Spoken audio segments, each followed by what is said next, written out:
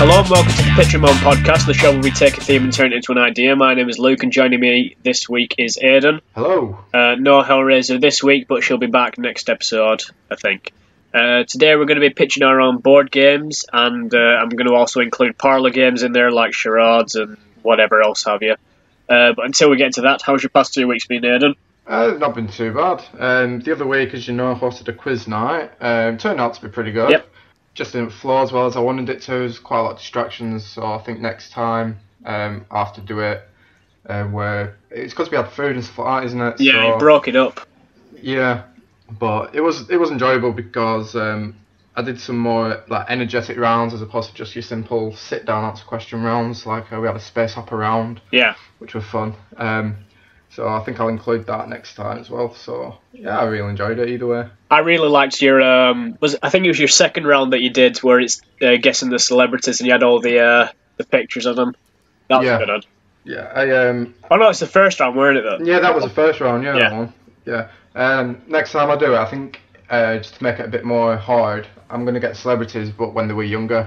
I was thinking what you could do is get celebrities when they're younger, or no, I've got nothing. I was thinking something like names of celebrities that you always see, but you don't know actually who they are. Like, say you've got like a TV show like Friends. There's the director of Friends. I think it's David Crane or something like that. Something like that. Yeah, I think that's his name, but you see it at the end of every episode, but it's one of those names that you never pay attention to. So Yeah. I was thinking of doing a quiz based on just those sort of questions, like names you see all the time, but you don't know who they are. Yeah. Because that'll like mess with people's heads as well, because you'll say a name and then people will be like, oh, I fucking heard that name before, but who is it? And Yeah, Yeah, that was a good round, that. Actually, I might steal it from you. yeah, go for it. I'm organising a D&D game for us for the next one, whatever we do. So I've started coming up with like character sheets for everyone. So like you and Megan are humans with I think you've got like a sword or something like that. You're like what would be like a knight. Megan's like a healer sort of thing. Nicole's like an archer. Helen's a thief goblin, and and Jim's a juggernaut. That's good. Yeah, Perfect. I'm gonna do like scavenger hunt sort of things, like make a map and hide it somewhere around the club. And have like keys where you have to finish challenges to unlock a key and stuff like that. Nice. Yeah, that's what I was going for. I was going for a scavenger hunt, but I didn't have the time to properly do it, so I just ended up hiding random things around the dojo. Yeah, it was a good one though. I enjoyed doing that. Yeah.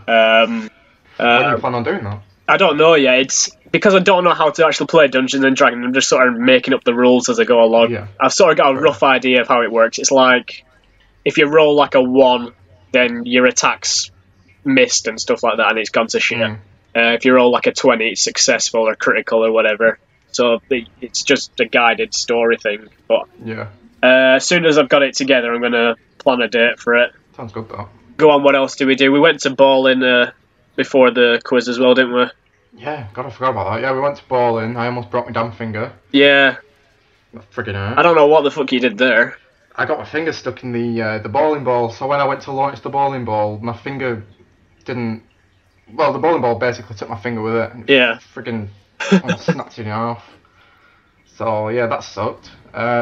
But I ended up winning, even though I had like a spazzy finger, so... It's all Yeah, I call bullshit on that. I don't reckon you actually fucking hurt your finger there. You were losing your first game, and then all of a sudden your finger hurts after it. good. Nah, it's the truth. It really hurt. Got asked for it and everything. Nicole kept coming up to me going like, I'm really worried about Aidan, his fingers, he doesn't look right, he's shaking and everything. Like, he's fucking putting it on. Yeah. Doing anything to get out See, save I his was life. dying. Freaking hell, you wouldn't have called me an ambulance, would you? Fuck no. He's faking it, he's right. It's because he's losing. And for some reason, I don't know where this came from, but putting in the names and all that, we've all sort of got our own nicknames. Yeah. But I've got mine as Luke fan. I've had that since like primary school or something. I don't know where that's come from. No. We've got Megatron and Nicholas, Jimmy. Did we put Jimmy or Juggernaut for Jim? I think we just put Jim. Jim. And then out of nowhere, you've come up with Big Mac. Well, I asked, in my defence, I did turn around to you all and I said, because nobody's ever given me nicknames, never, I've never had a nickname, so I said, does anyone have a nickname for me? And everyone was like, no, I don't have one for you. So I just came up with one of myself. You don't just Big come Mac. up with one that's not relevant, like fucking Big Mac. There's nothing connected to it. I know. We need to get me a nickname. That's what we need to do. That should be our next time we all get together. We should all discuss it, like a meeting. You need to like fuck up or something where we just use that as your nickname. Yeah. What about you? What have you been up to? Nothing much other than your quiz thing. I've just been working and stuff like that. But went to watch Alien Covenant last Saturday. Right, yeah. It was me and Nicole's anniversary, so we went to an Italian first, and then we decided that after we've recently just got back into Alien. I've started playing Alien Isolation, and then Nicole's kind of taken over on that because I struggle getting through the game. I'm shit scared on it because I'm one of those people who, because I've watched the films, I know that it's like if a sound starts going off or I hear rustling or it asks me to go through a vent, I'm like, I ain't fucking going through that vent. Yeah. I ain't doing it. Or we've just done a bit where we're in a hive. We're towards the end of the game because, like I said, Nicole's mainly played through it and I've just watched. But there's a bit where you're going through a hive and there's all these eggs. And obviously everyone knows, you don't go near the eggs because the facehuggers are in there. But it directs you to go through them and go past them. And I'm watching the game like I ain't fucking doing it. I'm not going through. So I'll spend maybe about 10 to 20 minutes or something just going backwards and forwards inside and outside lockers or under desks and things like that. Whereas Nicole will just sort of power through it, and I just get to watch. Yeah. Fair enough. So we've been into that recently, and then we went to watch Covenant on Saturday after our anniversary meal thing. Because nothing says romance like alien parasites. I mean, listen to me. I mean, any anniversary should end with watching Aliens at the cinema. Fuck yeah. So, because I've come up with a little segment that we can put in here, I've got all Fitzy to make as a jingle. Because every episode it seems that I've either been to the cinema or I've watched like a marathon set of films or something like that. So yeah, I've got a little section here called Film Report where it got me jingle play now.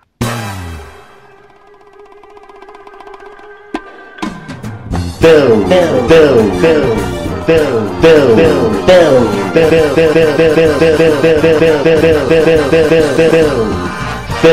report. Brilliant. That's some of my finest work there. Really good. So, Film Report, Alien Covenant, what do I think of it? Are you bothered about spoilers at all? Because I don't think I'll go into it, but... I'm not bothered. About the same. Yeah. Right, so, firstly, it's not the worst film going. It's not good, I'll start with. It's not a good film. And it's definitely one of the worst Alien films that's out there. So, this is a prequel to the first Alien and a sequel to Prometheus. And did you ever see Prometheus? No. It's fucking dog shit, but this is somehow worse than Prometheus. Yeah. It's like both films have a good solid maybe 30 minutes to start off with. They're both slow, so it's kind of like the first Alien film. That's a really sort of slow horror film. Yeah. But that's got a really good payoff. That's slow all the way through, but it keeps building up until the end when it's like she's being chased by the alien. Prometheus has this build-up, but it doesn't have any payoff. But it's at least better than Covenant because it's consistently bad. So the bit with Prometheus is if you watch the film up to the point where this weird sort of like space snake cobra thing turns up, it's good. But then as soon as this, like I said, this snake turns up, the film goes to shit because you realise that these scientists are like the worst choices for the job that they're given. So you've got a biologist who tries to stroke a cobra, and then he ends up getting killed from it. And you've got a geologist who is with this biologist, and he gets lost in a cave where he's mapped the entire fucking cave out himself. So the film's full of like dumb shit, but this one's worse. So it tries to capture what was Prometheus for the first half of the film, just Covenant, and then the second half of the film tries to recreate the original Alien. So the parts where it fails is, firstly, they try and do the entire first Alien film in the last maybe 30 minutes of Covenant, which it doesn't work because you've got the xenomorph there and it's chasing them down, and there's, like I said, there's no build-up really whatsoever. Yeah. And then for the first half of the film, because it's a sequel to Prometheus, Prometheus asks loads of fucking questions. Like, you watch it thinking, well, that was good, but why did they do this? What was this about? All these questions, and then Covenant sort of just ignores that, because it's set like whatever 2 or 3 years later. So all the questions that you have from Prometheus, it doesn't answer. It just ignores them, and then tries to just go back into doing Alien. What else have we got here? There's a twist in the film. It's really obvious. I think as soon as 2 of the characters are introduced, you kind of know where the twist is. So here's where the spoiler's probably going to be, but you can see it coming like way off. I'll see if you can guess what the twist is. So in the film, Michael Fassbender plays 2 characters. One of them's called David. He's from Prometheus. He's like this British guy. They're both robots, by the way, but he's like a British robot with like blonde, long hair. And then you've got this other one called Walter, who's an American robot, but he's got like short brown hair. But it's both Michael Fassbender. So one of them's evil, by the way. So halfway through, the 2 robots meet, and they start sort of like connecting and talking to each other. But the evil one, at some point, starts cutting his hair, and no one really asks a question why. But when he comes out of like cutting his hair, they both look identical. Right, I'm with you. I know, he's going to pause as the good one, and that's exactly what happens. So that's something that you see coming a mile off. I saw it happening probably before he starts cutting his hair, because you realise that if you've got 2 characters in the film played by the same actor, there's going to have some kind of twist involved. Yeah. But then as soon as they cuts his hair, that's when you realise, right, okay, they're doing this. Yeah.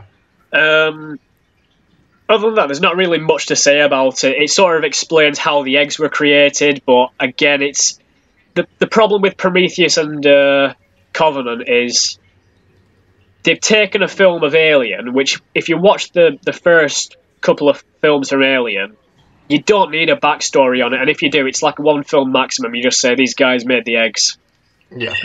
Well, apparently they're supposed to be doing another 2 or 3 films after Covenant before we actually get to where we're up to with Alien, and it's so elaborate that you don't need it. No. It's just filling out time, and consequently it's ruining the first Alien because it's giving all these backstory things that just don't make sense. Yeah. So my advice is skip Covenant, watch it on DVD or something, but just watch Alien instead, because it's much better. They always are, though, the older ones. Yeah. I was going to say, we had this discussion before, with the exception of maybe 8, anything where they try and reboot an old classic, it just flops. Yeah, if there's clearly flaws with a film, then it's fixable. Like, it's got a pretty bad budget, and this new one looks really good. Yeah. But there's not really any problems with the first Alien film. You could say it's dated a bit, because they have like all these sort of old computers. But other than that, it still holds up. We watched it at the weekend, and what I enjoyed was me and Nicole both seen the film at least twice, maybe. I've seen it loads of times, but I think she's seen it twice. And there's 2 occasions where it shit her up, and she physically jumped at it. I don't know if you've seen Alien. I don't think it really be up your street as a film. No, I don't think. I've not watched it. I do like Xenomorphs. Yeah. I went through like a phase of them as a kid, because I used to have Aliens vs Predator on DVD. Yeah. But I've never actually. It was more because of the Predator. Yeah. I liked Predator more than Alien. Like, I've watched all the Predator films. Yeah, I can gather that from you. You'd like the second Alien film. That's really good. But the first one, it's really slow, and it's one that you've got to really invest yourself into. But it does. Yeah. It is a good film. But there's a part in that, maybe halfway into it, where you've got a guy sort of crawling through these vents, and the motion tracker thing is going off, and you don't know where it is. You just know that it's heading towards this guy in the vent. Yeah. And he's doing a bit where he's like looking around, it's pitch black, and then all of a sudden he turns around with a flamethrower, and the alien's there, and it just reaches out to grab him. And it's my favourite bit of the film, but it shit Nicole up, and it was really funny. Sounds pretty good. I might watch the first one just for the sake of watching it. It is good. Like I said, it's sort of like it's a slow film, but it's worth watching. Yeah. So that's my film report on Covenant. Yeah, my main conclusion: just watch Alien instead, and sort of if you have to watch Prometheus and Covenant, then watch them after the other 4. But just ignore them because they're just making it worse. Next segment we'll go on to. I've got a little news story that I've just read that I think you'll find interesting. Have you watched Guardians yet? No, I haven't. I do really want to watch it though, but because Megan works during the week, 9 till 5, it's hard trying to find a time because we don't go at weekends because we fill up brats. So. Yeah. Well, here's a story about Guardians that I think you'll find interesting, and it sort of relates to what we talked about in, I think, episode 2 of the show. Last time it was just me and you talking about it. So, cinemas. So a Texas man recently took a woman he met online to go see Guardians of the Galaxy Volume 2. But their first date quickly became their last due to the fact that she was responsible for what he calls a first date from hell, due to her checking her phone 10 to 20 times in 15 minutes and to read and send text messages. So this guy's gone on a date with a girl he's met online and to watch Guardians, and she's basically on her phone pretty much the entire time. So apparently he said that he'd asked her a couple of times to basically put the phone away, and she said it's not bothering anyone, it's low down, no, it's not a concern.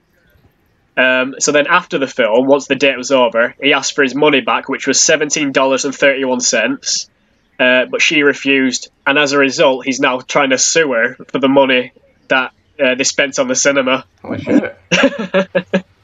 I do the same. I hate it when people are on the phones. Yeah. People on the phones or people talking. Yeah. It's worse when they're right behind your back of your head and they're nattering. Yeah. Well, I like I said, I go to the cinema with Nicole, and there's always, if there's someone talking, there's going to be confrontation, and I don't like it because I know that she's one of these people who speaks up and she'll give someone shit for it, whereas I just sort of ignore it. But yeah, I hate when they're talking and stuff. And like you said, with the phones, the thing with it, when people are on the phones, they think because it's quiet, it's not bothering anyone. But you've got like a glaring light that everyone just notices. Yeah. Keeps distracting you. Distracts you, it catches your eye, and it's fucking annoying. Yeah, so the end result is, if someone does that, just sue them. Yep. I'd sue them. I'd sue you. I'd fucking sue you. And I'd kick your ass. Shit out of you. James Gunn, the director of Guardians of the Galaxy, put a tweet out saying, "Why stop at suing? She deserves jail time." Yeah, she does. Yeah. Anyone who uses the phone in the cinema does. Yeah. Unless watching the new Alien film. Yeah. It'll be me texting you saying, "Don't watch this shit." Yeah. So I thought you'd appreciate that story. Now No, yeah, it was. It was good. We'll go on to what normally would be, we talk about, I suppose, what films we like of certain things or whatever, but we can't really do that with board games. We can't really say, "Oh, what board games do you enjoy?" Because they're board games. A fucking Twister. Why Twister? You can't talk about it anyway. So what I've done instead is I've gathered a couple of articles here. So board games are fun, right? Yep. Wrong. Here's what happens when board games go bad. Right. I'll try and stick in some music, like those crime documentary sort of things. Yeah. I'm going to try and stick in the Law and Order where it goes dun dun. Yeah. Put that on. I'll stick one of those in between each story. I've got 3 of them here. Right. Okay, so here's the first story. Woman stabbed boyfriend over a game of Monopoly. Fuck me. So, we've all been there. Monopoly brings out the worst in everyone. It's like the devil's instrument, or like a Hellraiser cube. Yeah. So, back in 2011, a 60-year-old woman in America, shocker there, stabbed her boyfriend repeatedly after accusing him of cheating on Monopoly. The couple's dispute escalated until the woman hit the guy in the head with a bottle and stabbed him multiple times with a knife. It doesn't specify what the accusation of cheating was over, but that's something that I'd like to get to the bottom of. Yeah. As I found this article, it took me down the rabbit hole of like a long weave of just game-related attacks. So here's some of my favourite ones. So chess. a game of intellectuals. It's not really, is it? Because as long as you know how each piece moves, you're pretty much set with it. Yeah. But what could possibly go wrong from a game of chess? Chess murder. Man removed lung and claimed to have eaten his heart. What? A man who... Man removed lung and claimed to have eaten his heart. Not his own heart, this other guy. Wow. I'll explain the story. Okay. A man who was knifed to death in a frenzied attack over a late-night game of chess had one of his lungs removed during the attack. The body was found mutilated, and during a post-mortem, they found one of the lungs had been removed and remains were missing, believed to have been eaten. The guy was bludgeoned with a dumbbell before being stabbed, and then the killer confessed to killing the guy and claimed to have eaten his heart, but apparently it was just his lung instead. Again, no details on the chess game other than it spiraled out of control over a disagreement over a move. Wow. So he ate the guy's lung thinking it was his heart. Yeah. Because... Oh, okay. That's weird. Yeah, it's like... I mean, I was just gonna say, I mean, there's killing someone for cheating at a game, but then there's eating their heart.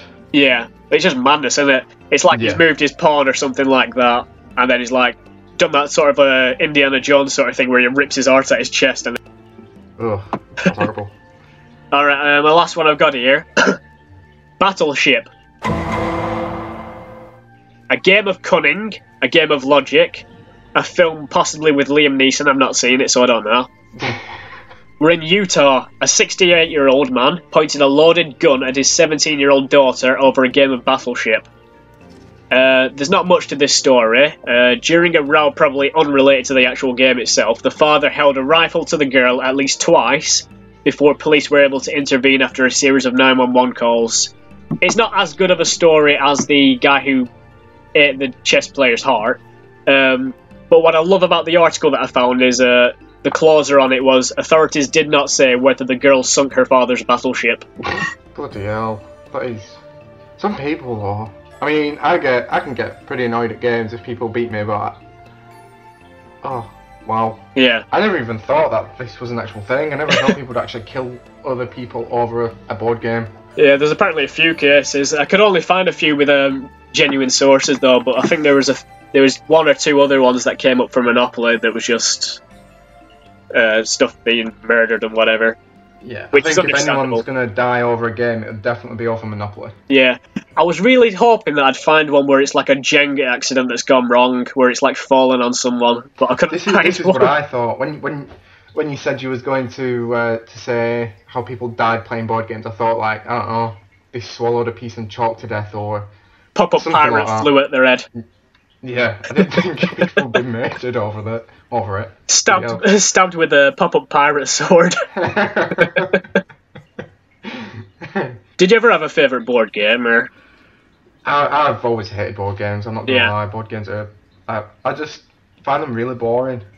I'll tell you what was a good one. Did you ever play that one where it's like a load of little puzzles? It weren't Mousetrap, but it was something similar. I don't think so. I don't ring any bells. I'll try and find a picture so I can explain what it is. But each section has you've got like a marble run. I think that's what it were actually. I'm gonna sound like an idiot if that's what it actually were.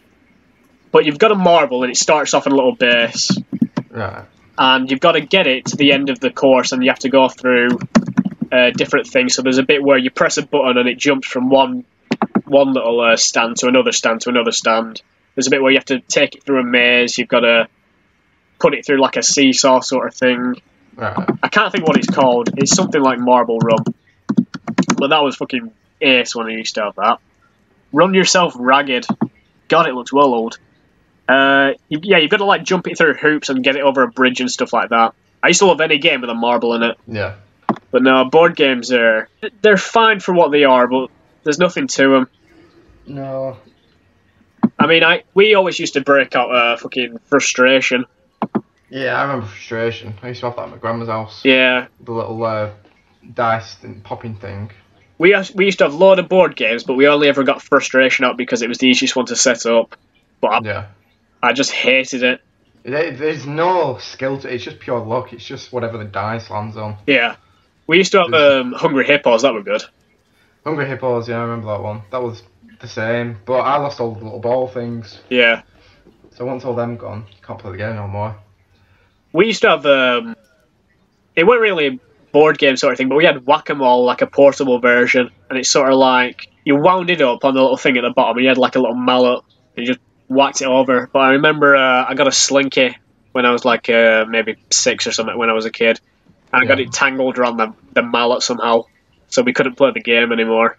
Bloody hell, Luke. I tell you which game always used to shit me up. Did you ever play the Crocodile Dentist one? Yeah, where you got to push down its teeth. Yeah. Yeah, I used to have that. And then it starts coming after you, whatever, if you pull out his teeth. Yeah.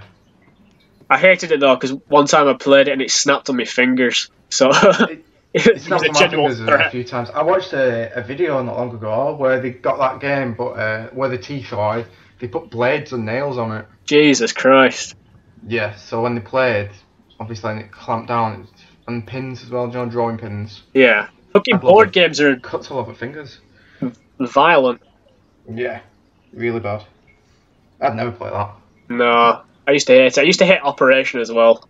Yeah, Operation was shit. I found it really boring. It's not that I wasn't even bad at it, it was just boring. I weren't bad at it, but the sort of pressures would get to me when I'd play it. And then when it'd go off, you'd just be really disappointed. What about that one where, I can't remember the name of it, but it's like a wire course and does like loops and stuff. Oh, I hate those. You've got that little thing and you've got to not touch the wire. I don't know, like you've got to go along this wire course thing. They make my wrist hurt them because they get so tense trying to do it right, and then it just stresses me out. I feel like I just want to knock it about whilst it's on. It's right load of shit. Yeah. Do you want to go on to pictures then? Yeah, you can. Okay, I've not decided who goes first, so it's up to you. Do you want to go first? You can go first if you want, and then I'll do my amazing pitch. Alright, I've got 3 pitches, but I'm only going to gloss over one of them because it's darker than I planned. I'll start with that one, actually. None of them are really to be taken seriously. But this one is essentially it's a Dungeons and Dragons mini quest, but for sick minds. It's called Dungeons and Joseph Fritzl. So that's the one I'm sort of going to gloss over. You can kind of figure out where it goes. You're in Joseph Fritzl's dungeon, and you've kind of got to escape him. Moving on from that one, because I don't want to get into it. I started coming up with rules for it and things like that, and I was like, oof, no, I'll skip that. Fair enough. But this one I think is pretty funny. It's called Guess Who Snitch Edition. And the game works the same as normal Guess Who, but the twist is only one person guesses at a time, and the other person has the character, but they aren't allowed to tell them who they have. So the game turns into an interrogation where all the rules are off the table, and your tools to sort of find your man are intimidation and violence. And all your opponent has to do is keep his lips shut. He can occasionally feed a hint, like he's got red hair, but he'll lose if he either if you guess it correctly or if he gives away the answer. Right. But that's essentially it. So it's just interrogation. Fair enough then. And then the last one that I've got, it's a parlour game, but this one's more of a real pitch. Right, okay. This is a game like me and Nicole like to play. It's sort of along the lines of like 20 questions and just like a pub quiz kind of game. So what you do is you come up with 3 actors, and the other person has to guess what film you're talking of just based on those 3 actors. So, for example, if I said Carrie Fisher, Mark Hamill, and Harrison Ford, then the answer is Star Wars. Yeah. And then you can get more specific with it. So if I said like Sylvester Stallone, Carl Weathers, and Dolph Lundgren, that'd be Rocky 4. Yeah. And the more obscure that you go, so long as the other person has actually seen the film that you're talking about, you know that they've seen it, then it gets really fun. And animated ones work really well because you've got easy ones, like, for example, if you said Mike Myers, Eddie Murphy, and Cameron Diaz. Shrek. That's Shrek, yeah. But then you can go more difficult ones where I imagine some listeners will get it if they know like their animated stuff and things like that. But if you go like Matthew Broderick, James Earl Jones, and Jeremy Irons, that's The Lion King. So because a lot of celebrities have done animated stuff, you can work your way into that. So that's pretty good, is that one, actually? Yeah, me and Nicole play it quite a bit. We've been up nights for ages just doing it before, because it's like we take it in turns playing it, but then once you sort of finish the game, you sort of lie there thinking what else you can think up, and then it keeps going on for ages. So when I've had work the next day, we've been at the game for like 2 hours. Just we keep feeding them to each other, just like a whole new set of actors, and we try and go as obscure as we can, but whilst we know what the other person's actually seen. That's really good, actually. I might. Yeah, give it a go. So you could do one like an easy one for you to be like Tobey Maguire, Kirsten Dunst, and James Franco. Yeah, but it's Spider-Man. Yeah, any of the Spider-Mans. But then also you could go more specific, and if you knocked one of them off and said Alfred Molina instead, then it's Spider-Man 2 because you got him as Doc Ock. So yeah, that's my parlour game. What's your pitches? My pitch, right, okay. So, my first pitch is called, I've been trying to think of a name for it for a while, and I thought Seaman would be good. Because it sounds like seaman as in sperm, but sea-men, like, men at sea. Seamen. Right.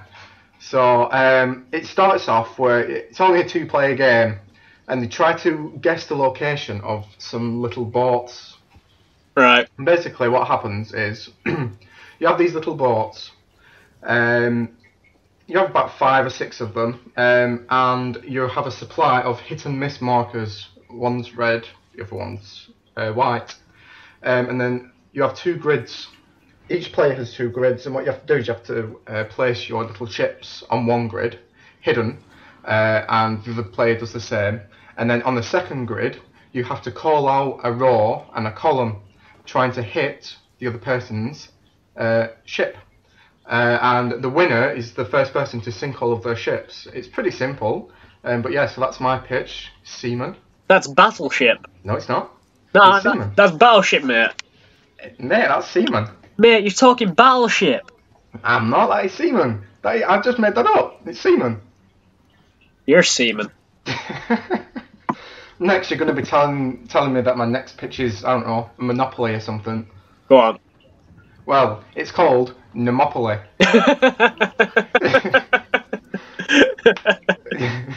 And what happens is, it can be up to 5 players, and the rules are pretty simple. Basically, you've got a board, and you all have to start at go, and there's properties along the board, there's a go to jail, and there's a strippers as well, I've added in. And you take it in turns, you roll the dice, and then if you land on a property, you can buy it if you want, or you can leave it. Or some rules suggest, some of my rules suggest that you can auction the property to other players. If you decide to buy the property, then you can own it, and if people land there, they have to give you rent, so on and so forth. But there's also a strippers thing, and if you land on it, you've got to put money in the strippers, just like if you're tipping a stripper. And whoever lands on the stripper thing after you gets the money. So it's almost like Monopoly, but instead of free parking, it's strippers. I can see the similarities. But yeah, no, it's pretty much Monopoly, but with strippers. A strip club. Fair enough. So they're my 2 pitches. I couldn't think about it, so... It's fair enough. This board game one was really hard. Yeah. That's probably why Helen's pulled a sickie on it. That's probably why. What pieces were you ever in Monopoly? I didn't mind. I was always the car, though. Yeah. If I could choose, preferably I'd choose a car. Yeah. I can't think. There's a dog, there's a car, there's a hat. What else? I think there's a boot. Who wants to do with a fucking boot?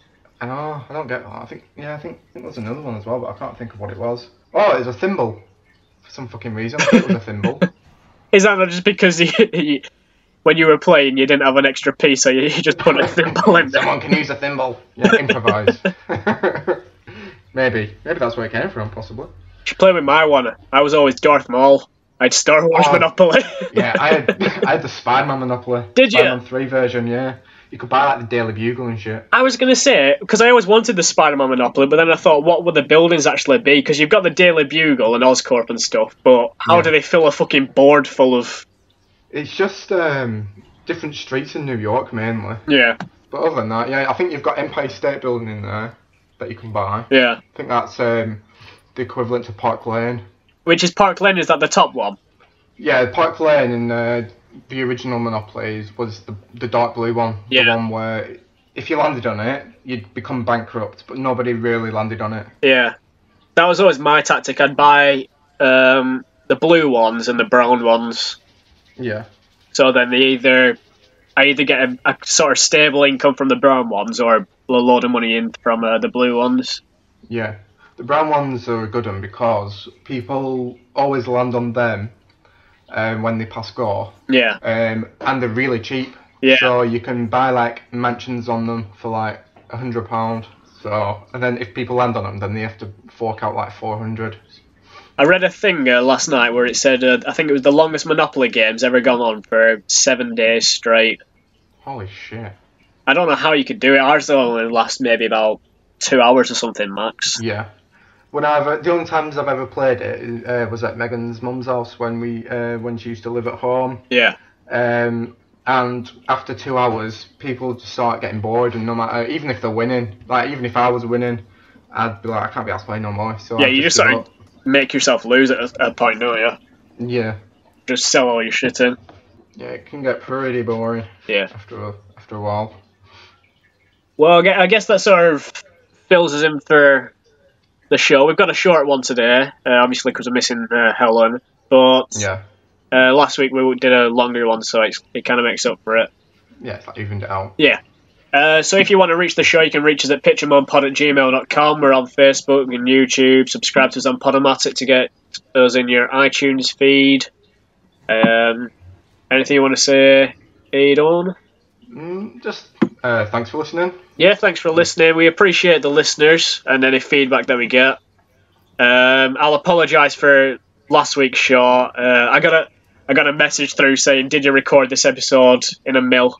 I did. Yeah, it recorded in a mill, literally. Yeah. I'm not sure if that was supposed to be like some sort of sarcastic comment. Yeah. Like, sounds like a mill, but he literally was in a mill. So, yeah, in case no one's figured it out yet, we record these episodes separately. That's why everyone's audio's slightly different. Yeah. So I was on top of a brewery last week when we recorded it.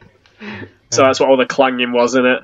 But yeah, you can finish off with the slogan this week, Aidan. I always do it. Quit your bitching and start pitching.